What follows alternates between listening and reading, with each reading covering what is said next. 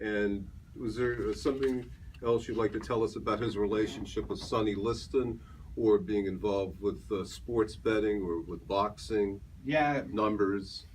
Ralph had a guy who was kind of his mentor, John DiTullio, who was known as the skinny razor because that was his weapon of choice, which he kept in his suit pocket. And they were sitting at DiTullio's bar in Philadelphia one night, and he told him the whole story of Sonny Liston and the mob. So this is Ralph's version of that. Liston, by the time he had become heavyweight champion, was reputedly a heavy heroin user. And he was in the control of the mob. Blinky Palermo, who's a Philadelphia guy, and Frankie Carvo, who's a New York guy, kind of ran the boxing industry at that point. And Sonny Liston was one of their guys. And in part because of his heroin use, they were kind of afraid that he might OD. Mm. And then, of course, they would lose their source of income.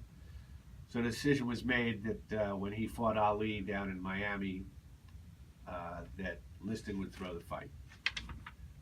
And honestly, that was when Ali was in his corner. They wiped his face, something got in his eyes, he was blinded, and he almost never came out of his corner, which would have ruined everything.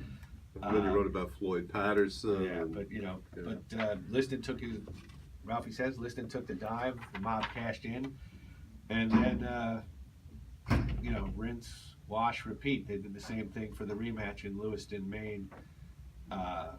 And Ralph says that, they specifically put the fight up in Lewiston, Maine, so it would be, back then there's not the media coverage there is now. So it would be sort of a little out of sight from everybody, and that's the famous phantom punch where Liston went down so quickly.